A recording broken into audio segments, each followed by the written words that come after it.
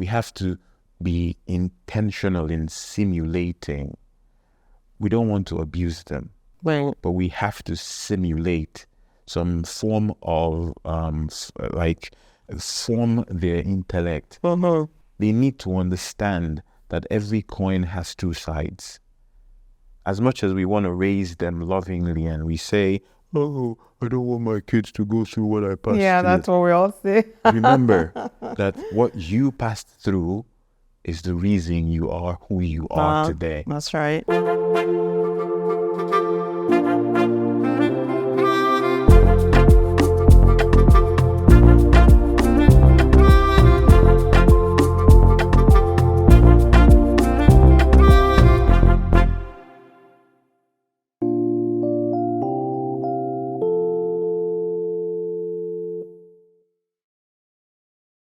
Hello, everyone, and welcome to today's episode of Our Lives Narratives. The goal of this platform is to continue to bring the lived experiences of Albertans right here at home that are creating great impact in our communities. Today's episode, we'll be talking about personal development and also how we can develop our youth for generations to come. How can our communities help to develop these great minds in the future? So today, to have this conversation is our guest from Nigeria. He did pharmaceutical quality assurance for 12 years. He moved to Canada and did warehousing, supply chain logistics, production management, and currently work for a company that sterilizes materials. He's a content creator, a podcaster, avid researcher, entrepreneur, and a blogger. And he is the author of the book called Unleash Your Inner Kraken. Also, his other areas of interest are immigrant kids development, personal development, social issues from a Christian perspective, economics of government finance, politics and active citizen participation in democracy, and many more. As you can see, our guest today wears so many hats. So let's welcome our guest for today. He is no other than Nnaemeka Udoka. See, he's excited. I got the name. Yeah. You are welcome to this podcast. Thank you. So I'm quite impressed. Who was it again you were describing? I think that was you. Okay, when it's put together that way, I didn't know I was all that, but thank you. Wow. You're welcome. I'm glad to be here, and I hope we have a good conversation that will enrich the lives of your listeners. I'm sure they will. And thanks for being here today. Yeah, no worries. And for all that you're doing. I think you wear so many hats. And from the ones that I've, been following, you do them quite well. So thank you. Thank you. Introduce yourself to our viewers and maybe talk about one thing that I didn't include in your bio. Oh, okay. Yeah. My name is Nnaemeka Udoka. I'm Nigerian, a Canadian citizen now. And the one thing she didn't include in my bio is that I am an MC. I do stand-up comedy. I have a BSc in microbiology and an MSc in food microbiology. So I guess I could say I'm a scientist. We were one of the people that, used COVID to do all kinds of things. But yeah, that's what she left out. But it's a hat that I don't wear anymore because I'm not in the lab anymore. I kind of miss that part of my life, but it is what it is. Well, thanks for sharing that. So viewers, listeners, get ready. It's going to be a fun, entertaining, but quite educative session or episode. So I know a lot of our viewers can relate to this. Tell us one of the moments that you still can recall today, any incident that comes to mind while you were seeking employment when you just, moved to Canada. Oh. Anything you could share? Oh, okay. With our viewers. Yeah. Before I came to Canada, I got my visa in January of 2016.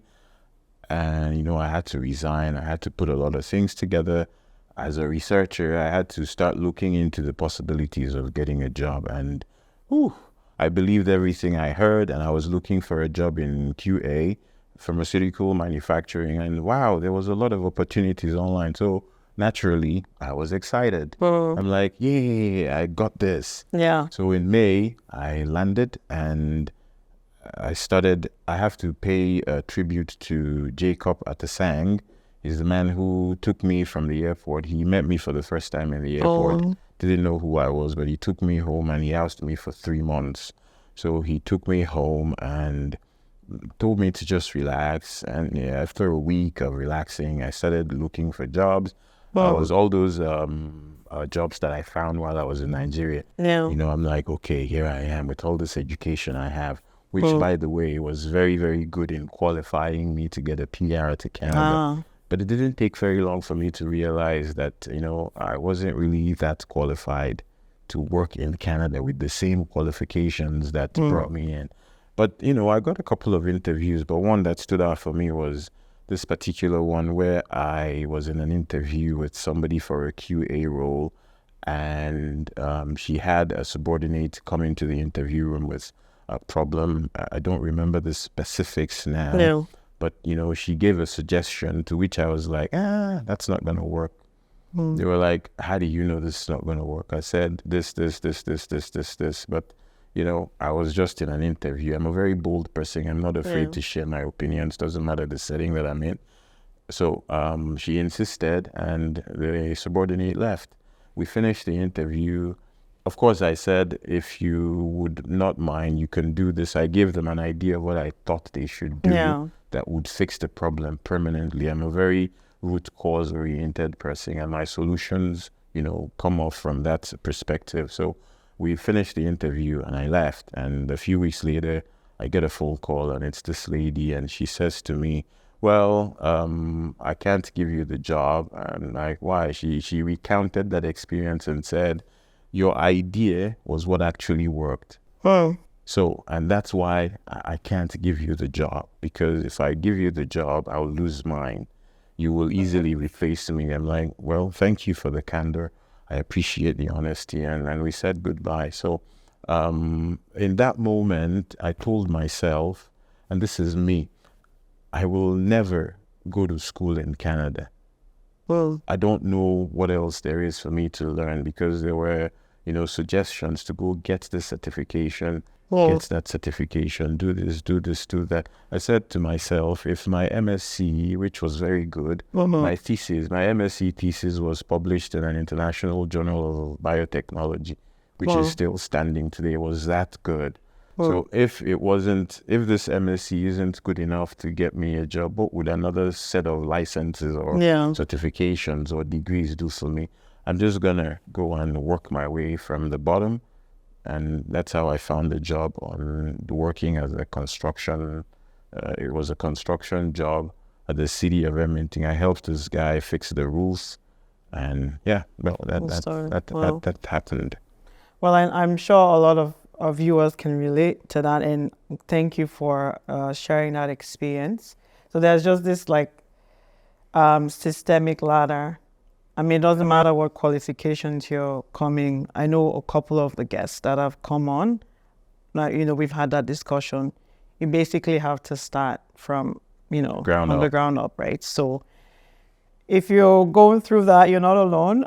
Do what you can. For Nnaemeka, he's a smart man, and he's found a way, to do things that he enjoys. So if it means you going back, getting those licenses, so be it. Everyone's path is different. Yes. But for him, he took the path that was best for him. So, Agreed. All right. Talking about being smart, being a researcher, one of Emeka's interest. Emeka is a brother Yes. from church, and we've known each other for quite a while. So I'm actually so grateful that we can sit here today one-on-one. So let's go back. So Emeka enjoys like writing. Is just like, I would say, is it first nature or second? Second or nature. Second nature. My first nature is food. Well, there you go. I actually have And he's a comedian as well. I actually have a tell. quote on food. Yeah. I don't go to a lot of places that people want me to be. The precursor I have for attending events is if there's food. Because sure? my Bible says, Yeah. the one I read, it says, Right. wherever two or three are gathered in the name of food, You're I have to be there. I'm telling you, this is going to be a fun one. So his second nature is writing. So tell us how you started cultivating this hobby. It's now a hobby to you, Yes, right? it Because is. you enjoy doing it. It's not like work for you. When that started, and highlight some of the writings that you were doing. Like, I know you have a couple groups and you blog and all of that. So just highlight some of that work that you're doing. When I got out from the university, I went to serve in Nigeria. It's called NYSC. I came out. There was this man who used to be a very good friend of my dad. His name is gov't. He's late now. At the time, he was 2004, I think. He was running a pharmaceutical company. He's a pharmacist, first class he did in the university. And, naturally, I went there, I applied, and he hired me. So the way he ran his company was that every day, I was the microbiologist. I had to write a report of what I did in my lab. Every day you have to write a report and you have to give him. And it happened that he read all of those reports. How do I know he read them? Because he would call you and ask certain questions. So I was green. I didn't know very much. He was at the time in the state civil service. Okay. He eventually rose to director in pharmaceutical services in the Anambra state government at the time. But, while he was rising, so he understood administration to a T. So he would read all these reports and he would have questions. So this man will call you in the middle of the night. Wow. Serious? And be like, yeah, this line that you wrote, what does it mean? When you saw this, what did you do? Things like that. It was annoying, naturally. Yeah, why wouldn't you let me sleep? I complained to him and he said, if you don't want me to call you in the middle of the night, write reports that give me answers. Wow, there you go. It was annoying, really. Yeah. But I sat down and I'm like, this is a challenge. I'm going to learn how to write reports that will make him not call me in the night. It took a while. 1-2 years later, he stopped calling. He wasn't calling me anymore. And I'm like, yes. Writing every day, writing a descriptive report every day for 2 years, it kind of starts to set you on a certain path. Right. Now, what happened was that he kind of started to see the skill that I have. So he would ask me to write, abstract things. Oh, I have this speech that I want to go and give. Sit down. He would tell me, the points that he has, but I don't have the time. I'm a very busy man. And I would write these speeches. He would, correct them. He was better than me in English. He was a brilliant man. He would sit down, correct them, make corrections, and give them to me to type. While I typed them, I kind of started to see how he wrote things, the way he thought. Yeah. And I enjoyed it. He wasn't the best of men, but he was an excellent teacher if you bend down to learn. Right. So I learned under him. For 6 years, I did this. So, that kind of pushed me into writing. Before I left this company, I wrote a book compiling text messages. That was one of the first things I wrote. I called it, I think, Sweet Dreams or something like that. It was a book of text when mobile phones were still just a thing. And people needed, a push on how to what to write for certain occasions. So that's kind of how I got into writing. It never left me because of that experience. Even till today, wherever I am, there has to be a pen. There has to be a note. I don't have one right now because I have my phone, which is a note, and it has a pen. So ideas come here and there. You don't know when they will. Right. You better be prepared to write them down because the faintest ink is better than the sharpest memory. Also, So that's kind of how I found myself being a writer. So Nnaemeka does a lot of writing on WhatsApp groups, sports. Yeah. You Politics. blog about politics, which we're not going to go into here. To spoil the mood. So I like the idea, you said bending down to learn. So like you seize this opportunity, you enjoy that art from your mentor, I would say. Yeah. And then you just kept learning, and here you are now. Yeah. You're an author, and you have, something coming up in the works that we'll talk about later as well. So you do have a book you wrote a couple years ago. It's called Unleash Your Inner Kraken. So what was the point of this book? Like, what message are you trying to convey to your readers? Well, the Kraken in the Clash of the Titans. There's a movie called The Clash of the Titans. Right.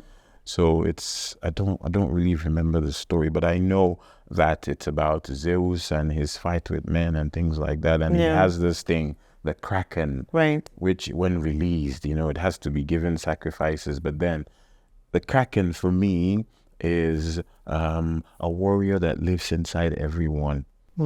It's as long as you're a human being who has a soul, there's a Kraken in you.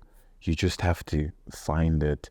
Unleash Your Inner Kraken was written, I wrote that book on my phone. It's amazing how much you can achieve if you put your mind to it. I wrote it on my phone while working. I was working at UPS at the time, early morning shift, and I would, just type away on my phone. After a while, it became something. It's a story of my life. If I develop it, I can make it into my biography. If I update it to include some of the things I've done after I published it. So it detailed, my story in Nigeria, when I came to Canada, the things I did, how I got to where I am. After 2 years in Canada, I was able to buy a house. I detailed the things I did to be able to do that. 1 year after I came to Canada, I went back to Nigeria. I came to Canada with $900, out of which I took $400 and bought a vehicle. So all I had after that was $500. But in 1 year after that, I was able to go to Nigeria, come back. 1 year after that, I was able to buy a house. 1 year after that, I bought a car. Every year I try to do a significant thing. So that book is something that when you read it, it kind of, lights up a fire in you. If this man can do it from nothing, I mean, I'm not anything. I don't want that to be misconstrued. I'm not anything, but I started from nothing. I'm still a work in progress. And I know that there's, because of the place we're in, we leave a lot of things behind to come here. And then we land here like virgins and we're like, most of us are just confused. There's reality hitting you. You see homeless people, you see suffering, you see pain and things like that. It's not Hollywood movies anymore where you think abroad is all glitters, rosy, like it hits you, the cold comes and stuff like that. That book tells you that, you're not alone. There's hope, there's a way, there's a method, there's a path. If you walk on it, you can. And in my experience working in Nigeria for this man who became very wealthy before he passed on, I met a lot of people who were wealthy working for him. And in that book, I detailed the things that I found them. They seemed to have the same habits. They had discipline, they had consistency. They were very habitual. They were very persistent. almost Wow. to a degree of stubbornness in the things that they wanted to do. So these are things that I picked up from them. They are things that I've used in my life. They are things that I wrote in that book, which I think that if anybody can go on Amazon and get it, if you read it, there's your life can, become. It was at the time COVID was, I think it was 2020 thereabout, or 2021 that I wrote it. COVID was raging. There were a few, life lessons that I drew from COVID. With all that negativity, I still saw positives in that. That's what I put in the book. Wow. Amazing. So yeah, talking about personal development, go look for Yes. that book on Amazon, and I'm sure it will inspire you. And yeah, you're not alone. That's why we're here, so we Yeah. can share the stories, and that can inspire you to do your own thing. Okay, so well, we know the culture in Canada, right? Volunteering and getting involved, giving back, Yes. to your communities. On top of the writing and emceeing, Nnaemeka also, gives back his time, not to any demographics, but towards our youth, because they are, the next generation, and he is part of that group of people that are trying to help build great minds. So tell us about the work that you're doing through this nonprofit organization, and some of the activities and what strategies you guys, or what tools or values you guys are trying to instill in this youth to help them for the future. Okay, I volunteer for an organization called the Resilient Immigrant Foundation. It's run by my very good friend and brother, Chidi Iwuchukwu. It's a foundation that is split in three. There's the men who go out every Saturday. It's called Park and Walk. Actually, on the 1st of February, we'll be having a meeting, a summit, we call it, where, people, all the men who interact with us in one way or the other, will come sit down and have lectures and, on how to become better with their health. So there's that. There's Women's Sister Walk, which is almost about the same thing. And then I run a program called Youth Empowerment Support. Yes, it is. And it's about immigrant youth, or generally, we don't really discriminate, but because of the resilient, the I in the name, we kind of dial down on immigrant youth, because we want to be quote unquote selfish with our own. Of course. And we have to. So it's a program where we started off with a book club. Okay. So what I did in the proposal that I wrote was that we would pre-announce books if we could. And I know I went to Costco and they gave me a little sum of money.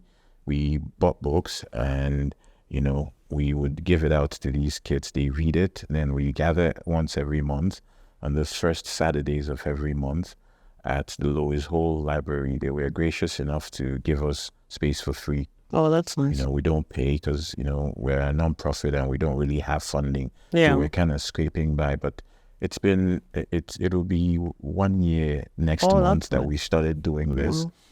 And we come together with the kids, we sit down with them, we ask them their opinions, their perspectives on the book that we read. We kind of have a one-on-one interaction with them. It's a safe space where they can just give their opinions and no judgment. And we also do some life coaching with them. I know we've done things. There was a session, this is my favorite one, where I was like, okay, walk towards me and introduce yourself. And, I wanted them to look me in the eye, walk confidently, shake my hand, tell me who they are, and ask me what the program is, and if they can sit down, things like that. And I would give them assignments like, go home, look your dad in the eye, shake his hand, and ask him for $20, and come back and tell us what happened. Things like that. We want to, in the future, dial into finance. Because that is something, I read something the other day that the Alberta government is trying to change or introduce, let me not use the word change, introduce certain things into high school curriculum, Oh, which would include finance education and wow. some home economics stuff. I don't really remember That would be exactly what I amazing. read, but I'm like, oh, okay, so we're on the right path Yeah. with these kids. We want to teach them finance, because at the end of the day, it boils down to cents and nickels and dimes. True. If you, I wrote down somewhere that adulthood is all about balancing between income and expenditure. Right. That's all. Aside from kids and things Yeah. like that, but the major part of being an adult is your ability to balance your expenditure vis-a-vis your income. Right.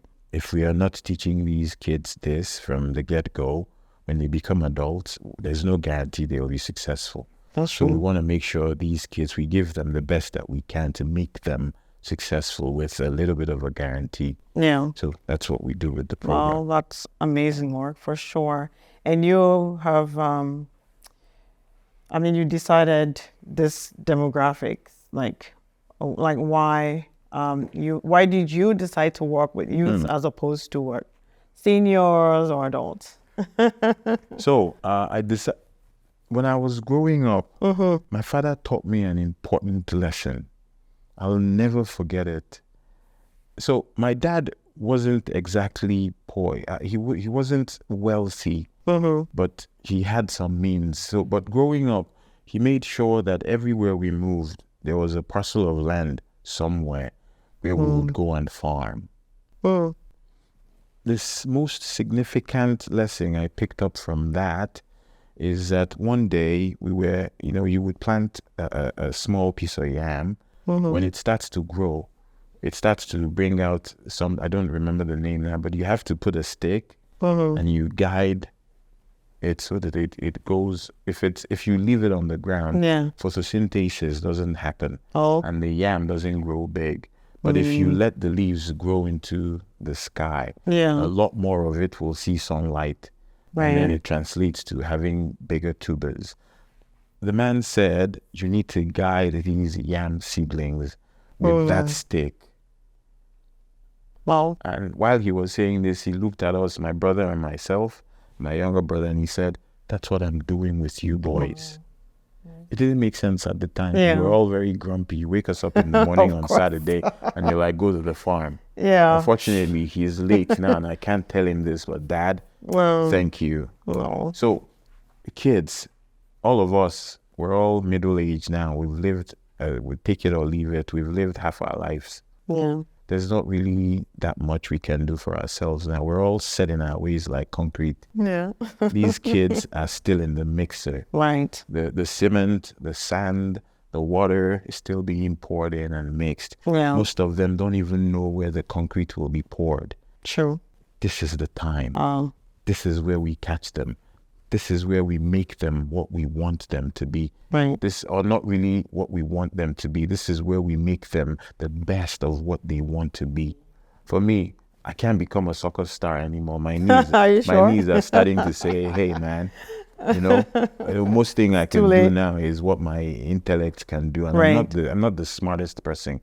As a matter of fact, I don't even consider myself smart. Well, The reason is that the day I accept that I'm smart is the day I stop learning. I like that. But that's a different thing. So Yeah. these kids, when you look at the ecosystem that they grow in, they don't farm, they don't do chores. I never gymmed in my life. All of this is from work, Yeah. like straight down hard Labor. work Yeah. that I started doing as a kid. I would wake up in the morning, and when I went to high school, I lived with my uncle who was in a 4-story building in Onitsha in Anambra State. Every morning you had to go down, draw water from a well, climb the stair, because I had to, I'm very dialed into numbers. I knew that every morning I had to make 14 trips up and down the staircase to fill the container that I had. Well, And you had to do that when you came back from school. I went to a secondary school in Onitsha, Kes Foundation, where I had to go to school from 7:30 to 5 p.m. well, Yeah, we had lunch in school. So you come back and you're not allowed to do your assignments in the class. If you're caught doing that, it's a problem. You must take it home. It's homework. Yeah, that's homework. So we come home, you still have to do those 14 trips. Wow. And then do your assignment. Kids, now, as much as we want to say that could be abuse, it was formative for me. And we have to now, with all the technology we have, with all the things we have going on in the world, we have to be intentional in simulating. We don't want to abuse them, but we have to simulate some form of, form their intellect. They need to understand that every coin has two sides. As much as we want to raise them lovingly and we say, oh, I don't want my kids to go through what I passed through. Yeah, that's what we all say. Remember that what you passed through is the reason you are who you are today. That's right. So if you can simulate, and I use this word with emphasis, don't go and expose them to the same conditions. Don't make them climb apartment buildings because you want to show them shaggy. No, that's not what I mean. Like even saying no to a child. Like even saying, yes, I can afford to buy you this, but I'm not doing it because it's a want, not a need. Right. You don't need it. Things like that. So we need to, begin to understand that we're here now. That's a very poignant statement. We are here now. Doesn't matter what systemic racism, all of these problems that we experience as people of color, we're here. And these problems have to end with us. If you're a child, if I have generational issues, like I don't have generational wealth, I mean, I came here with $900. Right. If after retiring, my child is still saying she doesn't have generational wealth, something is wrong with me. That's a problem. And I may not necessarily give her $1 million inheritance. I don't have to give her fish. If I teach her how to fish, I've done something for her. If she can't fish, well, I tried. Yeah, that's... But that's important. Yeah. It's important that we teach them fishing. Get the hook, get the worm, stick the hook in the worm, and this is not literal. Right. It's life. You throw it, you pick up the fish, you dress the fish, and you sell it, and you make money. You have to teach them this. So a lot of us immigrant kids, they don't even have an understanding of the struggles that we go through as parents. That's true. They don't know what we left behind. I was speaking to somebody the other day and I told him, I said, do you know that there's a possibility you will never see your mother again? He sat back and I'm like, it's not something I say for argument. It's something I say for you to sit back and think about it. So you understand the resilience that we carry. Right. Because he was, well, this land is... I said, no, you're not a weak person. You're actually exceptionally strong. To get uprooted from your place of birth, the land of your fathers, and you travel, and you land here. That alone is huge. It's terrifying, but we did it. So the fact that you've accepted that you may never see your siblings again, you can talk on WhatsApp, you may never touch them again. There's a possibility that it will happen. I mean, there's a lot of us here who can't afford to go back home. That is true, though. I mean, we can't take these things for granted. So if we're doing all of this, we have to make sure that our kids don't go through the same. Right. I usually tell people, I'll be the last poor person in my generation. Amen to that. Well, I like that point though, because we're in a better space, we're in the land of opportunities, right? So we don't have an excuse, and it's our duty, to build character in these kids, our kids, community, kids from all around us. So definitely what you guys are, teaching or encouraging these kids is shaping their future, basically, right? And just I like that confident part. I know some culture, back and in my culture, like you're not supposed to look in, which here it's different, right? It's expected. Exactly. If you don't do that, it seems like you don't know anything. You're not your back and confident. say, So "Oh, that one is I don't know what is." They won't tell you, right? but they'll say it behind you, and that's how they label you. That's true. Yeah. She's not confident. Yes. So they won't. You have to be bold. You need to speak up. That's how people know what you know. Yeah. So even though those might be minute things, but they are they are important. So take notes. We're trying to create the future generation, and Nnaemeka and his team, and I'm sure there are other non-profit organizations, communities that are working along that line to help catch them young. And while you catch them, you're killing I can never say this analogy, right? Killing two birds with one stone, right? So you're not only catching these youth, you're catching the parents as well. Yes. Right? Yes. Because like my 8-year-old, like the things that he knows that he's teaching me, I'm just like, wow, no university education will teach me this, right? So, when they go home, they have that opportunity to share with their, their parents, especially in terms of finances, building generational wealth. So you guys are catching them. Yeah.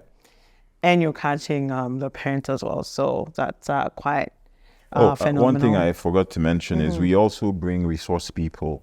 Oh, that's a good one. I know we've brought in the former deputy premier, Casey Madu, to speak to them. He told them his story. He told them, gave them an opportunity to ask him questions. Well, it was like, wow. Yeah. Are you sure you were the deputy premier? He's like, yes. Because it was like up close and personal. Yeah. I told them his story of how he came to Lagos, and he made one significant statement which I latched on and made a point to them. He said, I am the first Black person to become deputy premier in Alberta. Wow. He said, Alberta has existed for like 100 years, and this is only happening a few years ago. Wow. Do you know what that means? Guys, you know what that means? There's plenty thirst for our people to get. That's right. Like me, I am the second born of my father. You can create any first that you want. That's right. Like, I am the first person that is me that you're interviewing. That's right. I like that. So seize the opportunity. Down, create anything right, you want. I am the first person that is using my phone. That's right. I am like the that. first person that is wearing this pants. Yeah. You could be the first. Yeah. Sell it. Nobody cares. That. Nobody will question it. True. I am the first person that lived in this house. Whoa. Find somewhere, engrave your name, and say, I was here. So basically, as the first to many. There's many you just things have to you can put your be mind first to. in. Wow, I am the first person that. in my generation to live in Canada. There you go. Go and dispute it. Exactly. You can't, because it is my first. This is encouraging. This is quite inspiring. I love that. Hey, if you didn't even get anything today, try and do something that you're the first. It doesn't have to be huge or, Go to a store, buy a book, right? I'm the first person to read this book. There you go. Do that. Just do it. Did that. Like get that. Fired up by that. There you go. I'm the first person to own this. Unleash that Kraken. Unleash it. Come on. That's right. We're in a place that we used to watch in the movies. We're there now. So let people watch us. So that's true. let people see us on TV and say, that's the him, aim. that's her. Yeah. Doesn't matter what you're doing. If you're a janitor, if you're a warehouse worker, be the best. Do it best. I am the first person in my... Do you know? I am asking for a promotion. Why do you deserve it? Because I am the first person in my generation to have this job. Exactly. Say it and don't laugh. Be bold. Be bold. Say it. That's one It thing. will confuse does. people. They will look at you and be like, This oh. is serious. So she's make serious. sure you know who you are messing with. Yeah. I'm the first person in my generation to be sitting in your office. Though this is funny, but it's quite inspiring and quite encouraging. So I guess the message from this episode is go be the first Be the first. in anything. Yeah. All right. There's no two U's. There's no two U's. It's one U. I like that. I like that. Okay, so this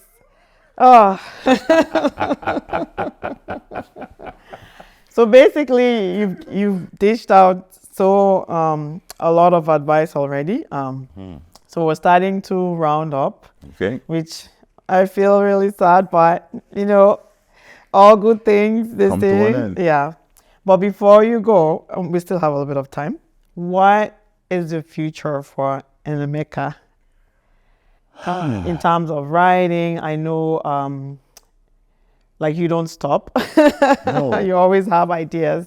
So No. what's cooking in the kitchen? What's cooking in the kitchen is, we're gonna burn that kitchen down. Okay. That's the plan. That's the plan, all When you right. burn the kitchen down, you get spectators in the form of fire service. Okay. They'll come with their sirens. They Right. will tell the neighbors, Ah, don't literally burn the kitchen down. It's just a metaphor, please. Yeah. So, get in your kitchen and start cooking. I'm writing, I've fallen in love with writing for kids. Here's why. To write for kids, you have to write it at the basics. You don't have to use jargon. Right. You just simple, plain, obese boy English. Boom. That's it. You don't want to confuse them. You don't want to give them words that, they can misinterpret. Yeah. I find that as an adult, I pick up these books. It gives me the basics as an adult. That's true. So just for the sake of it, I'm writing 2 books at the same time. Wow. I write this, I get bored of it. I switch this, I flip the switch in my brain. I write this, I get bored of it. I'm just going back and forth. That way, writer's block is taken care of. Right. One of the books is called The Power of Data. Why everyone should be a data analyst. The other one is Market Your Magic. This is the 2 that I'm in the future. Right. Right now, I finished working on a book. It's getting printed. It's called Money Magic. It'll come into Canada at some point, the hard copy. The goal is not to make money off of this. So that's why I'm printing it in Nigeria, to keep the cost low. Okay. So when it comes in here, I want everyone to get it. If there's 2 kids in your house, I want you to buy those 2. Why? You have 2 Bibles. You don't get your kids to share Bibles. So their finance should be taken as serious as their religious, obligations. So it's not going to be expensive. Where I will make money, of course, I'll make money from writing a book, but not in selling the book. It's in speaking engagements. It's in going out to just, dish out some of my experiences. Right. That's where the value will come. But the book is more or less a finance guide for teens. Wow. I can't even remember right now all of the things in it, but I'll give you a snippet. Okay. It has definition of what money is, value. It tells you that the greatest currency is not the US dollar. It's not even a currency. It's trust. If you have it, you're rich already. Wow. If your parents can wake up and vouch for you, that's huge. There's no parent I know that will wake up and vouch for their kids if they don't mean it. I know my child is but no, that's not my boy. That's no, right. that's not my girl. And I know you did it. You did it. There's a difference. Right. So you want to be a child who your parents can take you to a place and say, my boy will work for you and he will do well. Wow. My girl will work here and he will do well. Just give him a job. And if he doesn't do well, call me. So it teaches your kids come home and they say, Mom, what has been happening to my CCB? What have you been doing with my child care benefit? Have you been keeping it for me? Have you been investing it in my RESP? Who told you that? They read the book. We don't Wow. want to. It's like a trap. No, it's not a trap. It's not a trap. It's Just accountability. awareness. Yeah, and it's accountability. that, right. You get this money because we want to create generational That's right. wealth. That's so right. you invest in mutual funds, even if it's $50, you can keep the rest. Yeah. Even if it's $50, things like that. Your kid is asking you that. Your kid is reading this book and they are saying, "Oh, how do I compound? I have time. Yeah. I'm 12 years old. I want to learn about compound interest." Well, There's that in the wow. book. It will tell you what banks, how to, research and find the banks that are good for you. It will teach you, most importantly, about budgeting. It will Wow. teach you about income, about how to get a job. I have a plan in the book that says that if you work from 14, by the time you're 20, you can have $30,000. Now, it says things like, do you want to be an 18-year-old who is desperate to go to bars, to come home late because you're now an adult? Yeah. Is that what you want to be boasting about? Or do you want to be boasting about an 18-year-old who has $30K in his bank account? Which do you want? Like, what do you want? Take the ladder. Now, kids have to live. Oh. We're nearly 50. If we want to go and smoke weed now, Yeah. You can do it. there's nothing stopping you and me right now from living the life That's that we true. want to live. Wow. Why? We have the means. So this is where I tell parents, there's 2 P's in life: pain and pleasure. Pain, not knocking. No. It's not that kind of pain. Right. The problem is not. The fact is, you will experience these 2 things in life. It is your choice which comes first. We've experienced the pain in living in Africa. Right. Because we saw that pain, we understand pleasure. We're not carried away by all of this. True. We can go into our bank account and see $50,000 and we're like, yeah. We're not like, Yeah. 50K, you make a $60,000 expenditure. Why? Because you have 50K. We have 50K, we're looking at $500 things and we're like, Why? Because we understand lack. Right. Oh. We understand hunger. I was talking to a child one day who told me, "Oh, I'm having a panic attack." Why? My battery is dying. What battery? Your phone. What? Yeah. And I said to her, hold on. Okay. Do you understand what it means to be hungry, to not have food? Sometimes I get hungry. I said, hold that thought. Now, do you understand what it means to not have hope of food? That's our reality for some of us in Africa. It wasn't my reality. I always had food. But there's that kind of poverty. Yeah, true. And here you are telling me you're having a panic attack because your phone battery is dying. With all this electricity you have, you couldn't charge your phone. Whose fault is it that your phone wasn't charged? Me? So get a charger, plug in your phone, but remember this pain you felt today. Did you like it? No. Don't ever let it happen to you again. It's in your hands. It's your responsibility. Take your phone, be with your charge. And she said it, I said, buy 17 chargers. Put it everywhere. Put it everywhere. I like that. It is your responsibility to charge your phone. If not having a charged phone causes you this much distress, fix it. Oh, I like that. Fix it. I work with, all kinds of people. There's one now that is going to buy a house. She's 22. Wow. She'll buy a house. She said, I'm ready. I have my down payment. That's awesome. So these things that I say, I'm not just saying them because I know how to speak English. Right. They work. If Success she's buying stories. a house at 22, Well, when she's 47, she would have paid off a mortgage. Some of us at 45 were so that's why we are paving the way, right? You want your child to be 18 and talking about a mortgage. Right. They are buying a house in the town they are going to school in. They will take rent from their schoolmates. That's right. By the time they are 45, I've paid off this mortgage. Generational wealth does not create itself. Uh-oh. It is the work you do that will bring it. That's right. Forget about the people who you are looking at and you're saying they have generational wealth. Someone did the work. We are here now. Yeah. We are here now. We've arrived. I told another person, I said, in Canada, if you want to be useless, the means is there. If you want to be useful, the means is there. That is true. Choose ye Choose the path that you want to walk on. That's right. So, That is wow. I love this.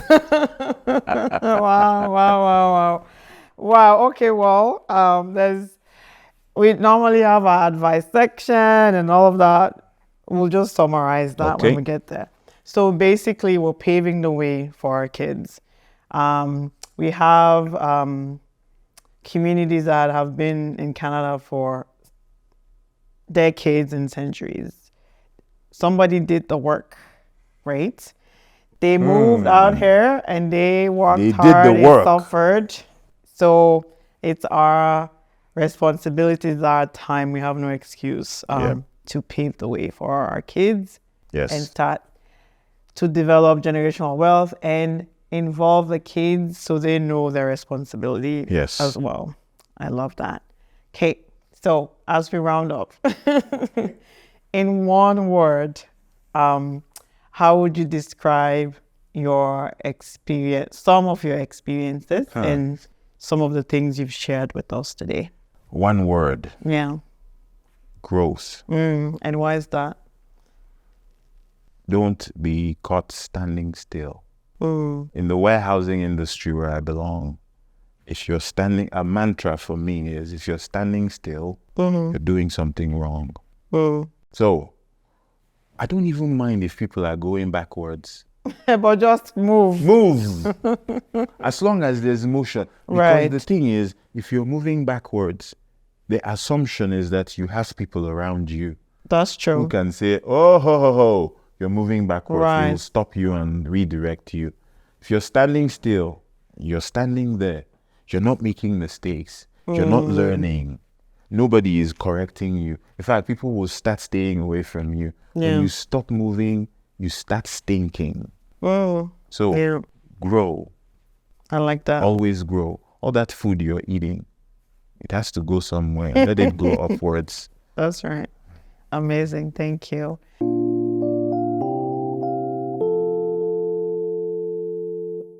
And what would be a piece of advice in addition to everything else that you've said to our youth and our parents out there in terms of building the next generation of great minds? As I age, I've become very, very in tune with communication. It's powerful. It is said we didn't inherit the silence of our mothers. Women say this, but they say it in a negative connotation when they want to, be whatever they want to be. But what they're trying to say that they're not actually saying is we have to communicate more. The tone with which you say things, the things you say, who you say these things to, they count. And as you're learning how to communicate, don't communicate with the wrong people. Don't give advice to people who won't value it. You give the first one, they throw it away. You give the second, they throw it away. Walk away. It's not worth it. Value yourself. If I walk into Costco and I see anything, I just see things on the shelf that has 0, I'm not going to touch them. You go for an interview, they ask you, how much do you want to be paid? Anything you people like to pay me. No. Have a place of value on yourself. If you don't, nobody will. I'm telling you this because it's happened to me. If you're listening to me, you can tell that I have a lot, but I've not really valued it. I'm giving a lot away for free. I'm still very willing to give it away for free, but I know now what it's worth. So that I'm telling you, this is worth $2,000, but I'm giving it to you for free. you come back and you don't bring returns with it, returns for yourself, which may not necessarily be money. But tell me you've grown. If not, I'm walking away from you.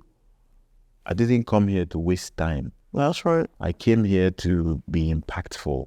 So communicate, have value for yourself, be impactful, be disciplined, show consistency.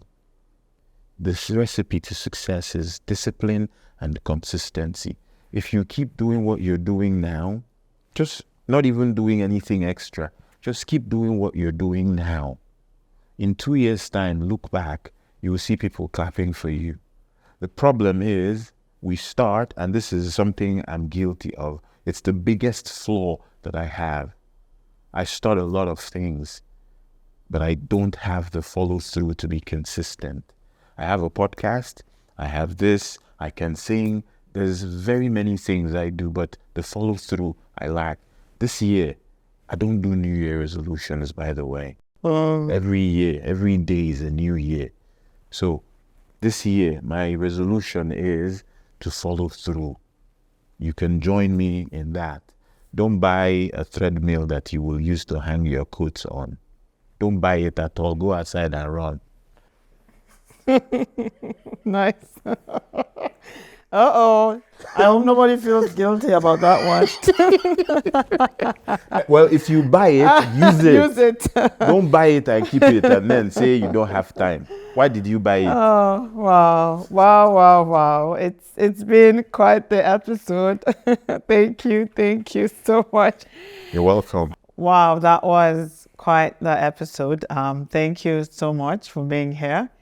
I just like how, you shared your experience and information. It's fun, but these are, things we deal with every day, and this is really serious, and we have to really pay attention to, some of the things that we've discussed today. So key personal development, and even like as parents, we have to be there for our kids to guide them. Like Nnaemeka talked about pain, at least they have us to guide them. If something happens, we can walk through that circumstance with them. They have us to guide them. So even if you don't have a dollar to give them, you have experience, you have insights to share. And we're learning from them as well. So I hope you will take note of all of the information that we've shared. I'm sure this was not a waste of time. I know I've learned a lot. I've had lots of fun, but something so serious was kind of shared in such a powerful, calm, and funny way. So I'm sure that will stick in your brains for a very long time. So we thank you so much for being with us today. And our viewers, make sure you have your youth, share this episode with them, so that way they can learn from some of the things Nnaemeka has shared with us today. And we would communicate when that book is out. Yes. Our platform would communicate that out, so that way you all can take advantage. I have 2 boys, and I guess I'm going to be getting 2 copies. Well, yeah. Yeah. And if I may give a last word. Okay. So this is the first time I'm wearing my glasses. And share your the book, where they can find it, and how people can follow you. Yeah. So this is the thing, where people can follow me. I don't have any of that. That's why when you were reading my bio, I was like, who is that again? I have a Facebook page.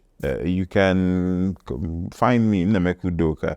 And please ask me any question. I'm somebody who I like to answer questions. So ask me anything. I almost always will find time to answer you. If you're able to find my number, great. If you come to Facebook and you ask me for my number, I'll give it. I'm not the kind of person who hides my number. The problem is I will even answer you. That's the thing. When you call me, I will answer you. If you say what I don't like, I will say it back to you. And we move on like that. So, but the final word I'll give is, I have to take off these glasses to say it, because so keep your eyes on the ball. Never take your eyes off the ball. That's it. Thank you. Thank you so much. Well, thank you for joining us. As I always say, it's our lives and our story. Don't forget to continue to follow us on all of our social media platforms at Medan Productions on TikTok, YouTube, Facebook, and Instagram. Until we meet again, have a good evening. Bye. Bye.